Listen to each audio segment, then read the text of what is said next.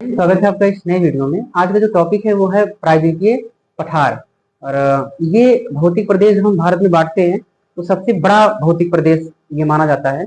और आज मैं बातें इसलिए इसका करने वाला हूँ क्योंकि ये हमारे लिए बहुत ही इम्पोर्टेंट है। और जब भौतिक प्रदेश हम पढ़ते हैं तो उसमें नॉर्दर्न हिमालय या माउंटेन के बाद में जो हमारा दूसरा भौतिक प्रदेश जो महत्वपूर्ण है, वैसे तो सारे भौतिक प्रदेश महत्वपूर्ण है लेकिन हम प्रायद्वीपीय पठार को ज्यादा महत्व देते हैं क्योंकि इसमें जितने भी मिनरल्स हैं, खनिज हैं, वो सब यहीं से ही निकल करके आते हैं। तो कहाँ पर मालवा का पठार है, कहाँ पर बुंदेलखंड का पठार है, और सारी तेलंगाना हुआ, और क्या संपर्क है हमारा, क्या संबंध है हमारा जो है वो मेघालय के पठार से।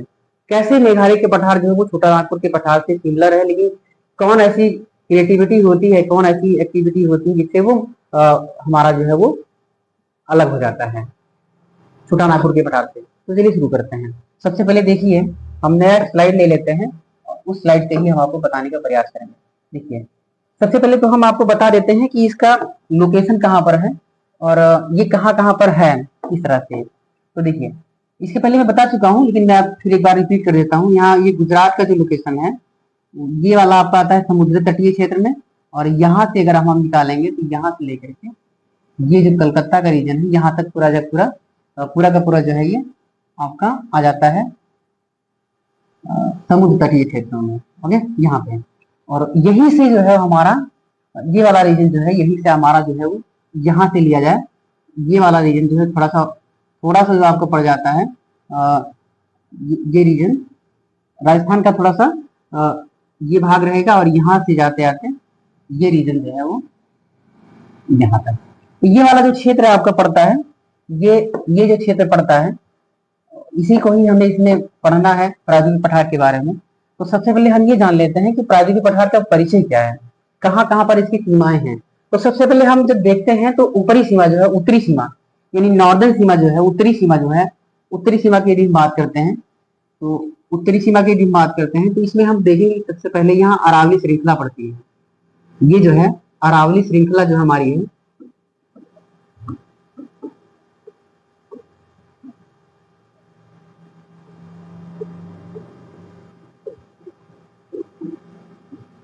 अरावली पर्वतमाला जो है वो राजस्थान का जो ये क्षेत्र पड़ता है यहाँ पर मिल जाएगा आपको।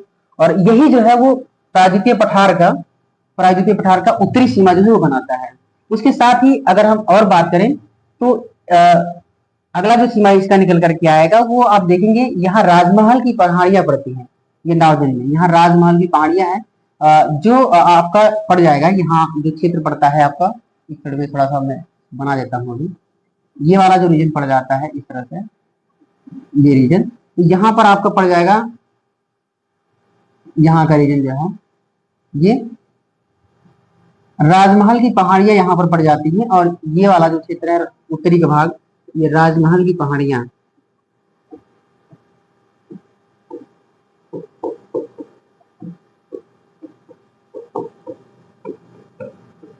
ये क्षेत्र जो पड़ जाता है उत्तर का ये भाग बनाता है।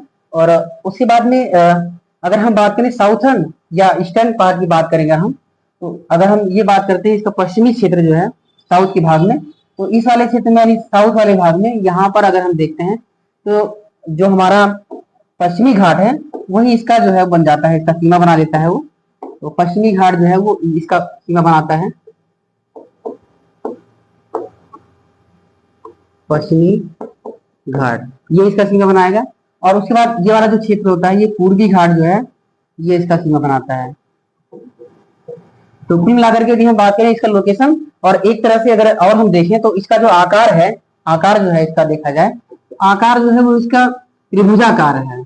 आप देख रहे होंगे कि यहाँ से लिया जाए और यहाँ से लिया जाए तो एक प्रकार से ट्राइगोनल से बनाता है, त्रिभुजाकार के बनाता है। तो आकार जो है वो इसका त्रिभुज के आकार का है। ओके, इस तरह से है, ये त्रिभुजाकार है, त्रिभुजाकार है इसका।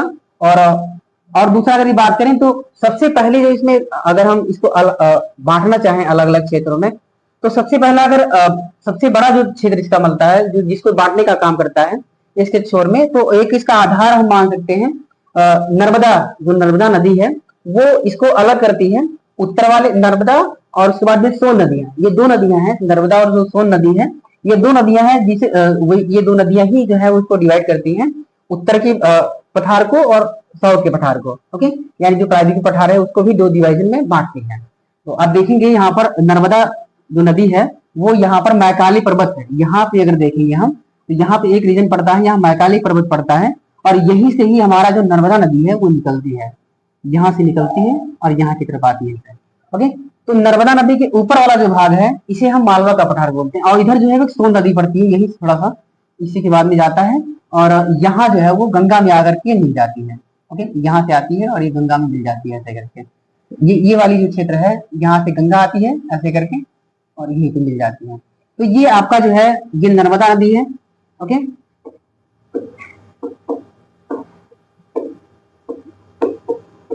अब नर्मदा नदी को हम इसलिए पढ़ते हैं इसमें क्योंकि ये जो है वो उत्तरी और दक्षिणी प्रायद्वीपीय पठार को बांटने का काम करती है, इसलिए हम नर्मदा नदी को इसमें पढ़ते हैं। और इधर सोन नदी है, इधर वाला जो रीजन है ये सोन नदी है, ये वाला सोन नदी है। वैसे नदियों को हम जो है वो जब हम ड्रेनेज सिस्टम पढ़ेंगे तो हम पढ़ेंगे बहुत डिटेल में, लेकिन अभी मैं इसको इसलिए बता रहा हूँ कि इसकी जो है इंपॉर्टेंस इसमें आ जाती है। तो अभी हमने पढ़ा कि जो इधर का वाला भाग हुआ ये कहलाएगा आपका मालवा का पठार। क्या कहलाएगा? ये ऊपर वाला जो भाग रहेगा आपका ये मालवा का पठार कहलाएगा, ये आपका कहलाएगा मालवा का पठार, मालवा का पठार। अब ये मालवा का जो पठार है इसी में ही आपका क्षेत्र आ जाता है। कभी आपने देखा होगा कि छोटा नागपुर का पठार और उसके बाद में उसके बाद में आपने पढ़ा होगा बुंदेलखंड का पठार, ये सब जो है वो इसी के क्षेत्र में ही आते हैं। ओके, तो ये मालवा का पठार हो जाएगा। अभी जब मालवा का पठार हम बढ़ाएंगे तो उसमें हम बताएंगे छोटा नागपुर का पठार भी इसी क्षेत्र में ही आता है। अगला जो इसके क्षेत्र में ये जो आपका सोन नदी है और नर्मदा नदी है कि इसके दक्षिण वाला भाग जो होता है ये सब दक्कन के पठार के अंतर्गत आते हैं। ये सब नीचे का जो भाग है ये दक्कन के पठार के अंतर्गत आएंगे, दक्कन का पठार। और दक्कन के पठार में इसमें भी अभी क्लासिफिकेशन है, एक आता है तेलंगाना का पठार और एक आता है कर्नाटका का पठार। तो ये वाला आप पहले ये रीजन जान लीजिए कि जो नर्मदा नदी है और जो सोन नदी है वो कैसे डिवाइड करती है हमारे पठारी क्षेत्र को। चलिए अब अगला हम स्लाइड लेते हैं और उसमें हम बताने का प्रयास करते हैं कि जो आपका मालवा का पठार है वो कैसे डिवाइड होता है और उसमें क्या क्या योग्यताएं हैं, क्या क्या क्वालिटियां हैं जिसलिए हम इसको पढ़ते हैं, कौन कौन सी पहाड़ियां हैं वो इसमें पढ़ते हैं। और उसके बाद में हम दक्कन का भी पढ़ेंगे और राजमहल की ये बाकी का जो है वो हम पढ़ते हैं। हाँ, एक और इसमें पड़ जाता है, एक और अभी मैंने बताया ये नहीं, ये जो आप मेघालय पठार, ये मेघालय पठार है, इधर जो क्षेत्र पड़ जाता है ये वाला क्षेत्र, ये आपका मेघालय का पठार पड़ता है इधर। इसको आप देख लीजिए, ये भी अभी पढ़ाया जाएगा, हम आपको बताएंगे अभी। तो ये मेघालय का पठार है इधर, ये वाला रीजन जो है वो मेघालय का पठार है, मेघालय का पठार। तो ये मेघालय के पठार है। अब पठार की परिभाषा मैंने जो है वो इंट्रोडक्शन में पहले बता दिया था, लेकिन मैं अभी आपको फिर से बता देता हूँ। पठार जो होता है एक उच्च भूमि होती है, जैसे अभी ये जो हमारा भूमि है जिसकी हम बातें कर रहे हैं, जो हमारा प्रायद्वीपीय पठार है वो हमारी जो समतल भूमि है, हमारा जो सामान्य नॉर्दर्न प्लेन्स है या समुद्र तल से जो ऊंचाई है, क्योंकि हम लोग जब कभी भी हाइट नापते हैं तो हम लोग जो हाइट नापते हैं वो समुद्र तल से ऊंचाई ही नापते हैं। तो इसका समुद्र तल से यानी सी लेवल से जो इसकी हाइट है वो 600 क्या ये 600 मीटर है सी लेवल से ऊपर। तो इस तरह से ये ऑल ओवर इसका परिचय हो गया। और पहाड़ियां जो हमारे जो पठार होते हैं वो हमारे जो होते हैं वो इसे पहाड़ियां मिलती हैं, इसे पर्वत श्रृंखलाएं मिलती हैं। लेकिन ये नॉर्दर्न माउंटेन से कैसे डिफर होता है? नॉर्दर्न माउंटेन की हाइट बहुत ज्यादा होती है, लेकिन ये जो पठारी क्षेत्र होता है ये केवल समुद्र से या सामान्य हमारा जो प्लेन होता है उससे थोड़ा सा उठा हुआ भाग होता है, और सिर्फ पथरीले क्षेत्र होते हैं और कुछ छोटी छोटी पहाड़ियां भी मिलती हैं। तो आगे हम शुरू करते हैं, इससे पहले हम बताते हैं आपको। तो ये नदी, ओके, और यहाँ एक सोन नदी बना लेते हैं हम, ओके। ये दो नदियां हो गई और ऊपर वाला ही ये मालवा का पठार, और इसी में ही सबसे पहली बार जो हमारा बुंदेलखंड का पठार है, ये वाला रीजन जो है आपका बुंदेलखंड का पड़ जाएगा। और बुंदेलखंड में बुंदेलखंड का जो पठार है इसी में ही एक नदी आती है और उस नदी का नाम है चंबल और बेतवा।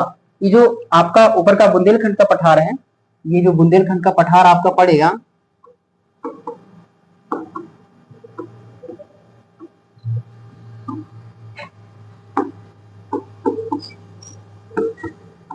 ये जो बुंदेलखंड का पठार पड़ता है इसमें बहुत सारी नदियां हैं, और उन नदियों में सबसे पहला नंबर आता है आपका जितनी आपने देखा होगा चंबल, और उसके बाद पार्वती और बेतवा, ये सारी नदियां जो हैं ये बुंदेलखंड के पठार में आती हैं। और उसके बाद में अगला जो आपको पठार आएगा ये इधर है। और उसके बाद में इसकी बनावट की अगर हम बात करते हैं, इसकी बनावट कैसी होती है, तो बनावट अगर हम बात करें तो बनावट में ये जो है वो काली मिट्टी से बनी हुई है। किससे बनी हुई है? काली मिट्टी के निक्षेप से बनी हुई है, ज्वालामुखी उद्गार के वजह से बनी हुई है। ये क्षेत्र जो है ये ज्वालामुखी उद्गार से बना हुआ है, और पूरा का पूरा जो क्षेत्र है वो काली मिट्टी से बना हुआ है, काली मिट्टी से बना हुआ है।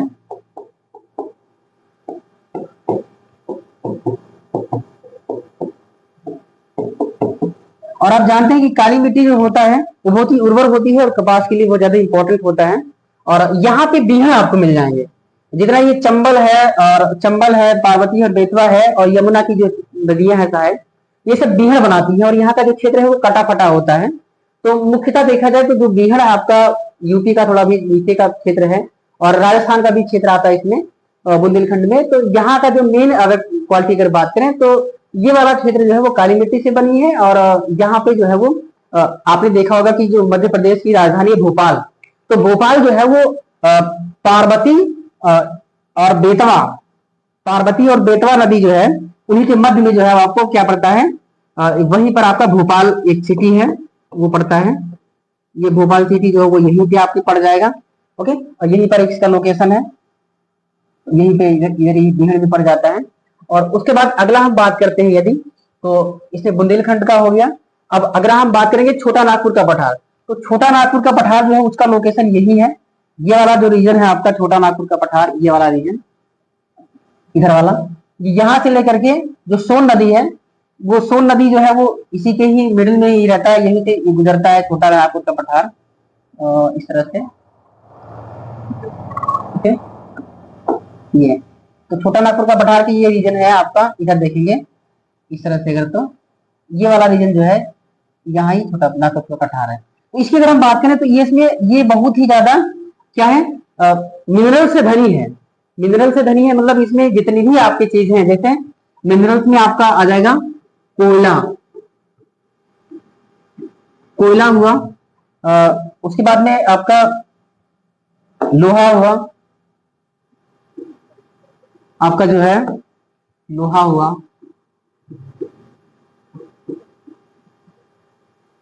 बॉक्साइड हुआ, बॉक्साइड, ये सारी जो है बहुत ही बहुमूल्य जो है।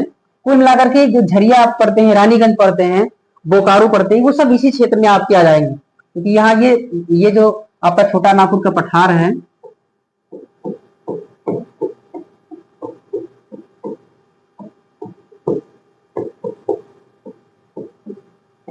ये मिनरल से रिच है। वो क्यों? क्योंकि ये जो है वो देखा जाए तो जो पठार एक्चुअल में है ज्वालामुखी उद्गार से इसका बना हुआ है। और ज्वालामुखी उद्गार से जो इसकी चट्टाने हैं, उस चट्टानों में ऐसी चट्टानें पाई जाती है जिनमें इनकी अधिकता बहुत होती है। तो ये कुल मिलाकर के रिच मिनरल्स इसमें पाए जाते हैं, बहुत अधिक मात्रा में पाया जाता है। तो ये हो गया। उसके बाद में अगला अगर हम बात करते हैं तो ये सारे जो है आपका बुंदेलखंड का पठार हुआ, छोटा नागपुर का पठार हुआ, और इसमें एक आता है मालवा का, मालवा का हो गया, और इसमें बघेलखंड का आता है। ओके, तो बघेलखंड का भी इसी रीजन में ये थोड़ा सा पड़ता है। और उसके बाद में अगला जो रीजन हमारा आएगा वो अब आएगा कि ये जो नर्मदा नदी है इसके नीचे वाला जो रीजन है, जिसमें आपका आ जाएगा कर्नाटका। और आपका उससे कर्नाटका से पढ़ने से पहले हम आपको ये बता देते हैं इसके बारे में, ये जो मेघालय का पठार है ये वाला रीजन, तो मेघालय का पठार भी जो है एग्जैक्ट छोटा नागपुर का पठार के जैसे ही इसकी क्वालिटी सब सारी सेम है। और लेकिन जो मेघालय का पठार है उसको माना जाता है कि इन दोनों में जो गंगा नदी यहाँ से बहकर के आती है ऐसे करके, इसी ने क्या किया है इसे, और ब्रह्मपुत्रा, इसी ने जो है वो इसको डिवाइड कर दिया है। गंगा के ईस्टर्न पार्ट में जो है वो आपका पड़ जाएगा कि मेघालय का पठार। ओके,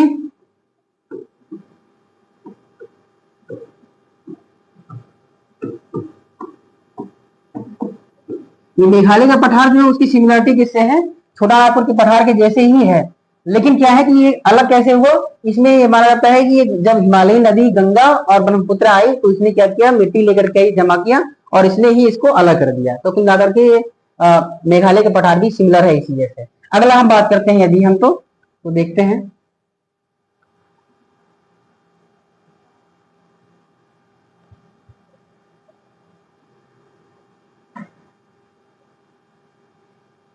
देखिए अब हम बात करेंगे ऐसे जो दक्षिण के पठार है, जिसके दक्कन का पठार बोलते हैं।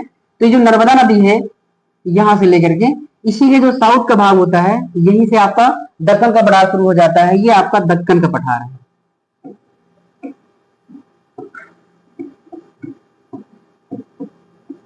और दक्कन का पठार जो है, ये खासियत इसकी ये है कि इसमें दक्कन के पठार में कुछ नदियां ऐसी हैं, ये कुछ ऐसे शहर हैं जो बहुत ही ज्यादा फेमस है, उसमें से हम बात कर लेते हैं। और इधर इसके बाद में दक्कन के पठार के साथ साथ अगर हम देखेंगे तो यहाँ पे तेलंगाना का पठार है। ये वाला जो क्षेत्र पड़ता है आपका, ये वाला क्षेत्र, ये आपका तेलंगाना का पठार हो जाएगा, जिसमें आपका हैदराबाद हुआ या कृष्णा नदी जो है जब आती है यहाँ से गुजरती है ऐसे करके। यहाँ देखेंगे तो ये वाला जो उत्तरी भाग है इसका, ये तेलंगाना का पठार।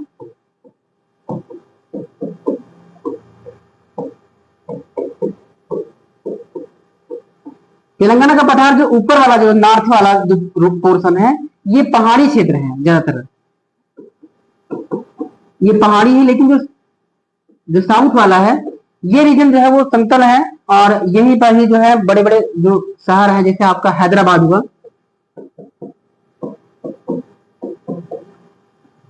ये सिकंदराबाद हुआ, ये सब यही तो पड़ता है इसका। ओके, और उसके बाद में अगला जो है, ये जिसकी मैं बात कर रहा था अभी, ये जो कर्नाटका का पठार है, ये वाला क्षेत्र जो है, ये भी कर्नाटका के पठार को जो है वो दो भागों में बांटती है कृष्णा नदी। ये कृष्णा नदी जो यहाँ से गुजरती है, से दो भागों में बांटती है, और इसमें भी कई सारी पहाड़ियां हैं। तो कुल मिलाकर के ये नर्मदा नदी जो है वो इसको डिवाइड करती है, और उत्तर के पठार में और साउथ के पठार में। तो कुल मिलाकर के ऑल ओवर ये परिचय हुआ इसका। और अगले भाग में हम बात करेंगे जो है हमारा नॉर्दर्न प्लेन्स के बारे में। जय हिंद।